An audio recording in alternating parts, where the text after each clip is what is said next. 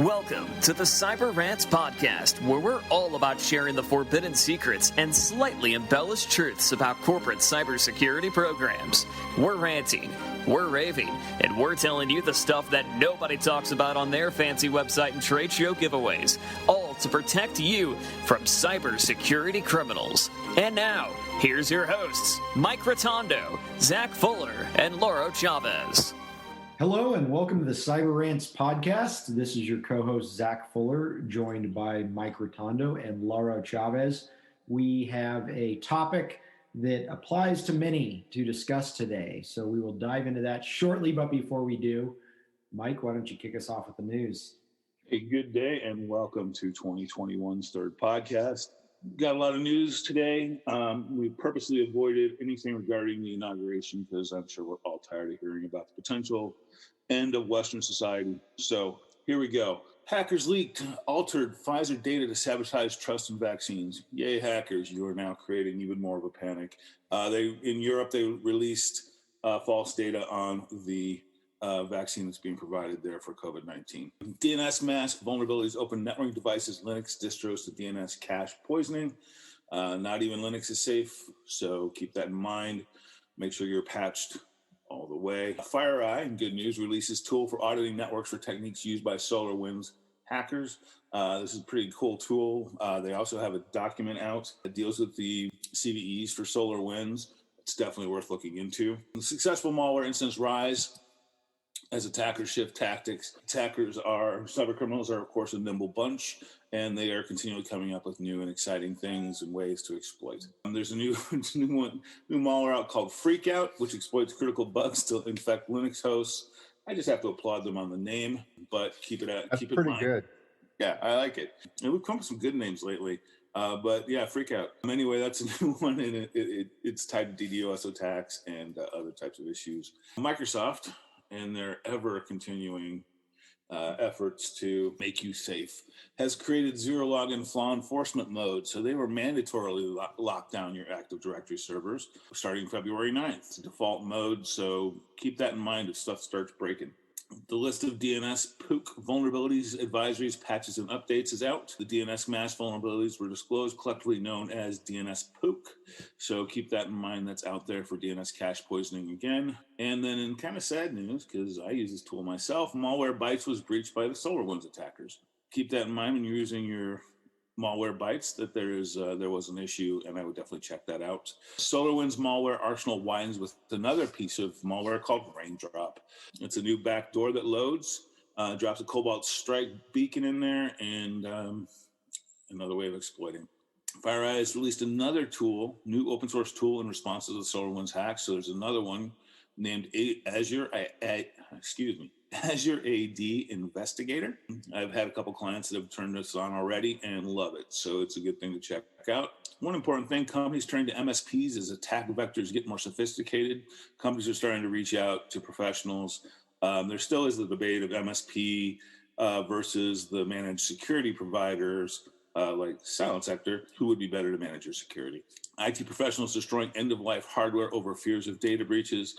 Anybody who's been through an M&A or managed a decon project is happy to hear this because how often have you gotten rid of your hardware and then found it in a store somewhere and it hasn't been wiped properly by your vendor? So it's good. People are moving to actually destroying it instead of reselling it. So that extra $7 you get for having a hard drive in it when you turn it in is no more an issue. And with that, we can move forward. Zach, Lauro? I've got a couple exploits to talk about this week.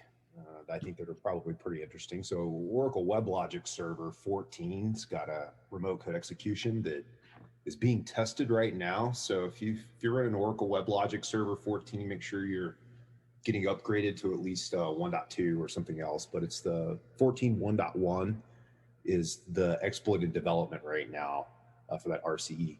But I think more brutal than that is those of you out there using Atlassian, especially the Confluence, there's a widget connector macro that's like really, really bad. It's in dev right now, so it's not working, but from looking at it briefly, it doesn't look like it's going to need much to get it working.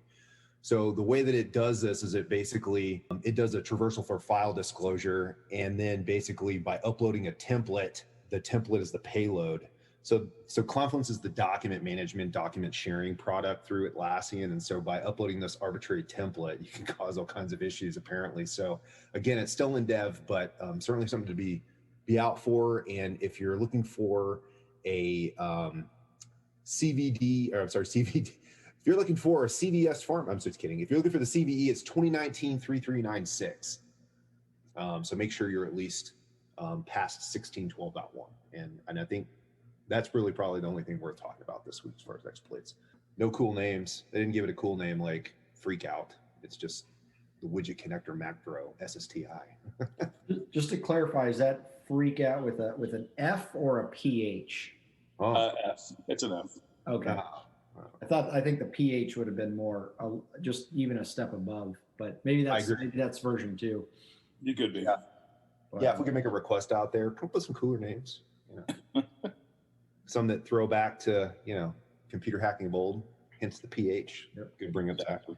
Exactly. The blue boxes and the green and all the color boxes, tones.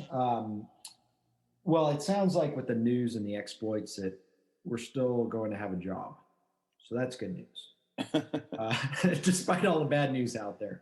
Sounds like cybersecurity, unfortunately, is still an issue. So speaking of which, let's talk about a topic today that is so prevalent that it needs to be discussed. And this is just coming from our experience and companies reaching out, not quite understanding the difference between two critical aspects or two critical pieces in cybersecurity. So today we are going to discuss the difference between a cybersecurity framework and cybersecurity compliance.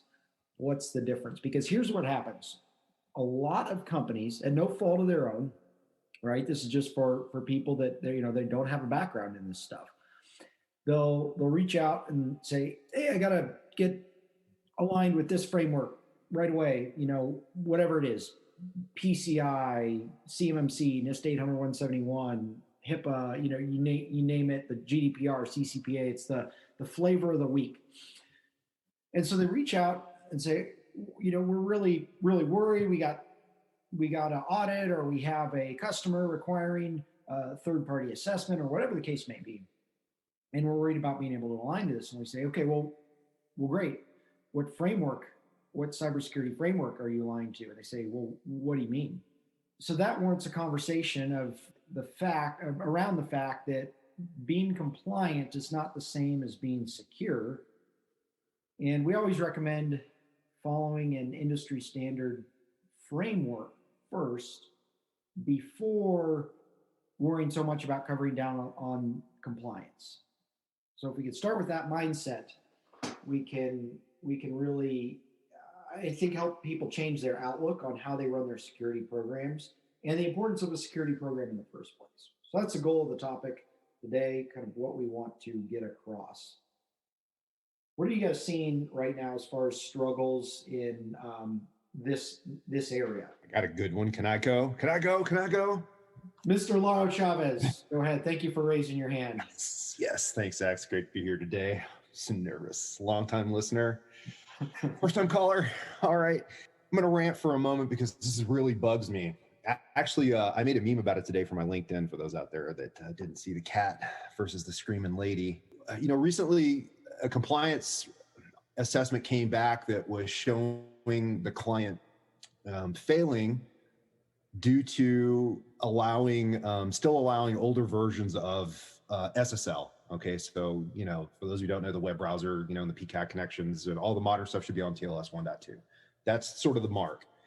Anything older than that is considered deprecated and therefore considered high risk by the authorities that be.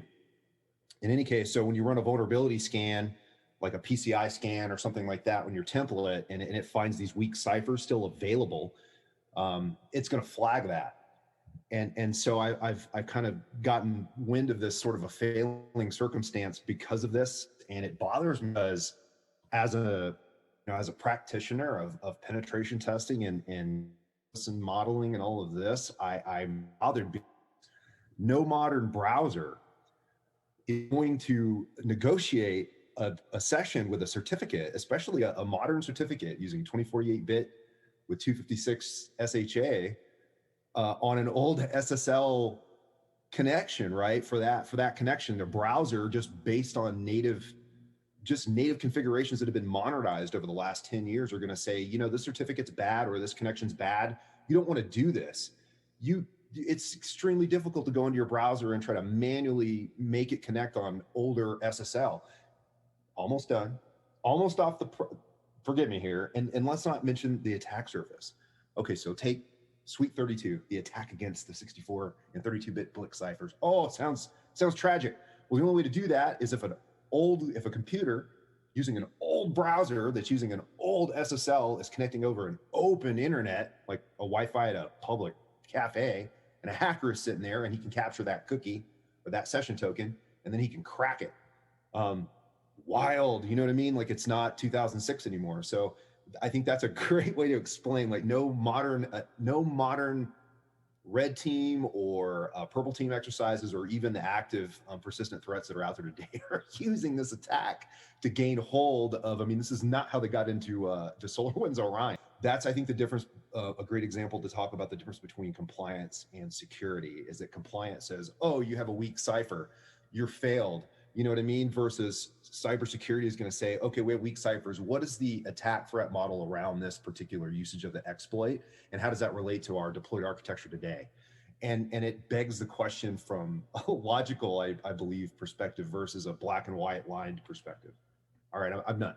I'm making a note here to upgrade my Internet Explorer 4 to a newer version. 4.1. There used to be that Easter egg in Internet Explorer where you could go into help. I don't know if you knew this, and you could drag, there was an E, you could drag it over the globe and release it, and it would open up into this video that would show all the developers that participated in the making of Internet Explorer 4, which is a really big deal. It was some of the very first ActiveX content, which we know, it's a really bad idea. But for active content back at that time of the web, I think it was foundational, right? But Internet Explorer 4. I don't even think it would show anything today if we try to use it. To recap that, I think the big issue there is compliance is not the people that the lens of compliance is certainly not always a realistic view of security. And while I think these frameworks and all the compliance requirements that are popping up all the time are,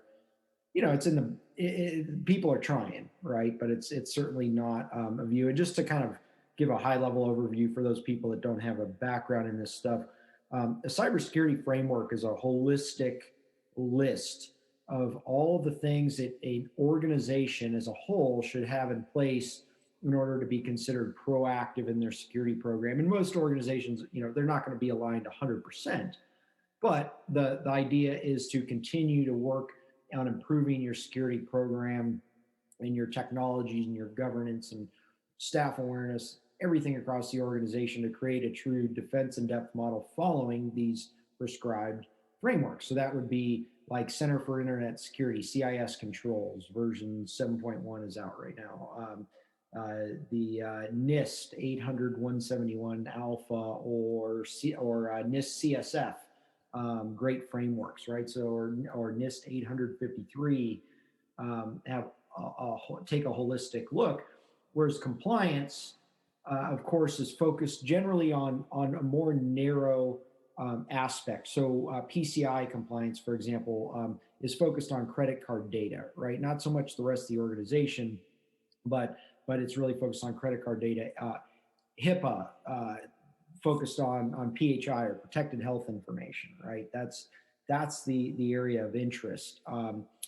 Things like GDPR and CCPA, right? Your personally identifiable information, consumer data, that sort of thing. So they're looking at segments of a security program, and a lot of times around privacy and such, but not as a whole. So I'll shut up there. But that's just for those people that a lot of times compliance and frameworks are used interchangeably. I consider them two different things, although there is certainly some overlap there. There are. Yeah, most definitely. We see it all the time, and especially with things like HIPAA and PCI. They're missing the point, and they're not securing data that is really critical data. oftentimes, and that's what I've seen is like, well, we're taking care of our HIPAA piece. Yeah, but what about the rest of it, right? I mean, there's definitely a difference and there's definitely a gap. And if you can be compliant and not secure, but if you're secure, you're focused on security, you're generally really close to being compliant for pretty much everything. And that's really what it comes down to. Absolutely. No, you couldn't have said it better than that. PCI is a great example too, where just like HIPAA, they try to limit the scope so they can focus on implementing all this control framework stuff, right? These configurations that they haven't really ever done or mastered. And so when you try to, the rule, I guess, is that if you try to boil the ocean, it's going to take a long time. So they try to take a cup at a time. And when you do this assessment, you find out that a company that's PCI compliant as a whole is less than 20% secure, because they've really only focused on that, like you said, the HIPAA or the PCI scope of work of systems, technology, people, and process, and kind of ignored everything else because they're focused on compliance, right? Like, what do we have to do as a bare minimum? And they'll take that out of that framework and categorize those systems in their organization just to the ones that apply, and that's where they'll apply the controls and leave everything else, well, flapping in the wind. Yeah, and in their defense, I think that the root cause of this is when they don't have guidance on the security side, the compliance requirements are basically dictated to them, whether it's the nature of their industry or whether it's a client of theirs saying, hey, we need you to be compliant to whatever it is. Then that's all they're looking at. People aren't telling them, unless they have good advisors, that, hey, you really need to align with an industry standard framework. You don't just make up your security program as you go. Because if you do and something happens, when you're in court and in a lawsuit, the opposing counsel is going to basically be tearing you apart saying, well, what was your security program based on? If you say, oh, well, we got some smart people that are putting up our, are managing our firewalls. They're focusing on keeping our endpoint antivirus up to date, that sort of stuff. They're going to say, well, that's not enough. If you're not aligning with an industry standard framework, you're essentially negligent in the event of a breach. So plus it's some heavy lifting up front, but once you're there, it's going to make your life a lot better over the long run. It's really a foundation of the cybersecurity of your organization. Creates a lot of clarity. And I also find that a lot of companies will look at this and go, oh my God, the spreadsheet's huge. I'm never going to be that. And I'm actually working with one right now. And they were like, oh, I'm about 75% of CIS just going through the spreadsheet on their own. If you're applying industry best practices, overall, you're generally pretty close to compliant. It's just getting the rest of it implemented and getting it formalized, getting it documented that you're adhering to the framework, that sort of thing. It's not as much. I mean, it is heavy lifting. It can take 18 to 24 months, but it's not as bad as when you first open, especially like 853 with the 4,000 controls or whatever it is. Will be. Yeah, it's a little intimidating. You mentioned documenting, and I think that's a big pain point for a lot of people, right? Because they may even be doing some pretty good practices already, but having them in writing is a whole nother thing. And it's one thing to do cybersecurity effectively, but if you don't have it in writing, again, breach occurs. They want to see record of best practices being followed and all that. If it's there baked into your policies, if you have procedure documents and standards to present, it's going to make your case much, much stronger. Plus, it's just a good practice for the organization, right? You have turnover. You need to really document and have kind of set in stone the company's way of doing things.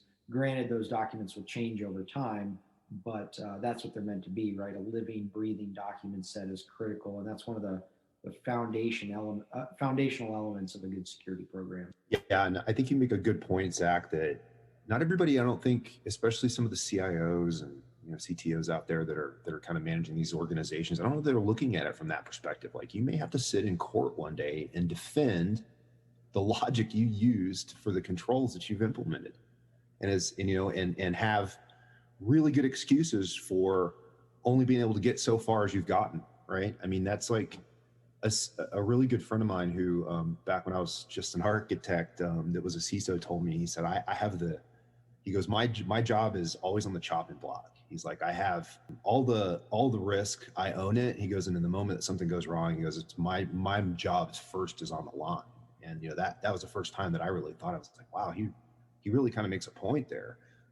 Because, he's in charge of making sure and going to the business, saying all this cybersecurity type activities need to happen. And if he's not documented and he's getting met with resistance and something happens and there's, some form of lawsuit that occurs and, the investigation, deems some form of interrogation of some form, right? Where they're doing interviews with people, you want to have a good story to tell that, like, even if, hey, I requested this budget and it got turned down, because they're going to be pointing fingers. And I don't think anybody ever thinks of it at that extreme level. At the end of all this, is it great to prevent all this? Absolutely. But if you don't, that's sort of where you'll end up, is in that stand answering questions to an attorney. Yeah, and you think about it, a lot of people don't even think about the security department until A, we block something that you're using on a regular basis because of a security issue, or B, when stuff blows up and hits the fan and all of a sudden they're like, well, where's security? And it's like, being an afterthought, you have to document that. So it is natural to get swept aside, like you were saying, Laura. It happens a lot. It does. And, even some of the security engineers and, they know for a fact that if something goes wrong in the business, they always come to security first. Are you guys running scans today? Is there something going on that, that's intrusive that would take the service down? It's like, we're always the first to blame for everything. Always the security guy's fault. Well, as a wrap up, I think the moral of the story here, the message is, it may seem like more work. It may seem like a lot of heavy lifting to follow an industry standard cybersecurity framework. And it is. It's certainly work, at least for the first 18 to 24 months, like Mike said.